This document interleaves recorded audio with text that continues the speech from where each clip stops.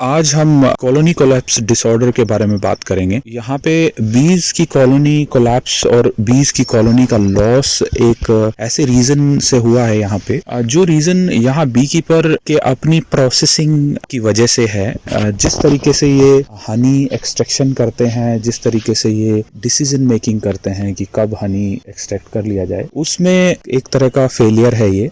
तो देखते हैं इस बी कीपर के पास जो ये लगभग 500 बॉक्सेस का कॉलोनी सेट किया गया है तुलसी फील्ड में। यहाँ पे तुलसी की क्रॉप है, करीब 20 एकड़ लैंड तुलसी का यहाँ पे फार्मिंग हुआ है। यहाँ पे 500 बॉक्सेस का ये बी कॉलोनी सेट किया गया है। इसमें कल इन्होंने हनी एक्सट्रैक्ट किया है। यहाँ पे चर्निंग मशीन लगी हुई है। जहाँ पे स्टोर्ड हनी था उन फ्रेम्स को विड्रॉ करके इन्होंने चर्निंग करके ये हनी एक्सट्रैक्ट किया गया है। और उस हनी एक्सट्रैक्शन के प्रोसेस में क्योंकि बाहर फील्ड में नेक्टर कम था, इस वजह से जैसे ही बीज का जो स्टोर्ड हनी है वो स्टोर्ड हनी विड्रॉ किया गया, बीज के आपस में फाइट शुरू हो गई। क्योंकि जिन बॉक्सेस का हनी एक्सट्रैक्ट किया गया था उन बीज को जो ट्रॉमा और उन बीज का जो केओस बना, और तो उसकी वजह से ये आपस में फाइट शुरू हो गई। इसे बी कीपिंग में इंटरनल चीटिंग बोलते हैं। तो जिन बीज का हनी लॉस हो चुका था तो वो डिस्टर्ब्ड बीज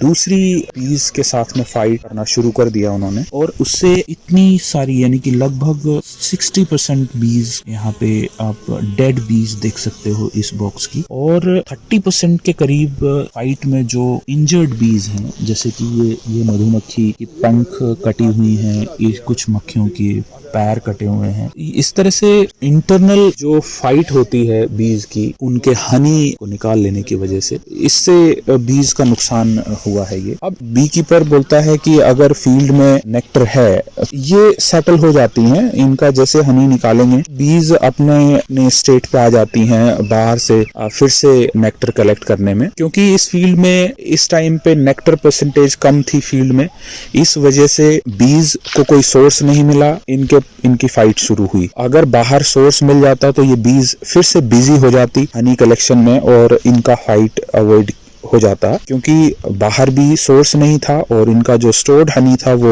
विड्रॉ कर लिया गया था, इसीलिए ये फाइट हुई और इसीलिए इनका ये इतनी सारी बीज का लॉस हुआ। कॉलोनी कोलैप्स डिसऑर्डर में मेन रीजन सही समय पर हनी का विड्रॉल ना करना एक रीजन है जो बी कीपर्स मानते हैं। उसके अलावा अगर हनी को पार्शियली विड्रॉ किया जाए, जैसे कि एक 10 फ्रेम की कॉलोनी है और 10 फ्रेम से आपने केवल सिलेक्टेड फ्रेम्स को ही हनी विड्रॉ करने के लिए यूज किया, तो ये लॉस नहीं होता। हम इस सॉल्यूशन पे भी काम कर रहे हैं कि हम इनको कुछ रेडीमेड कॉम्स हम देंगे, रेडीमेड फ्रेम्स देंगे जिनमें केवल हनी कलेक्शन होता है, और उनमें क्वीन बी वहां पे एग लेइंग नहीं करती है, तो उन रेडीमेड कॉम्स में जो हनी स्टोर्ड रहेगा तो केवल उन्हीं फ्रेम्स को विड्रॉ करने के लिए और हनी कलेक्शन के लिए यूज किया जाए, और ब्रूड फ्रेम्स को एज इट इज जो भी उनमें हनी है उसको बीज के लिए छोड़ दिया जाए, तो ये लॉस अवॉइड किया जा सकता है। उन फ्रेम्स को बी कीपर्स को प्रोवाइड किया जाएगा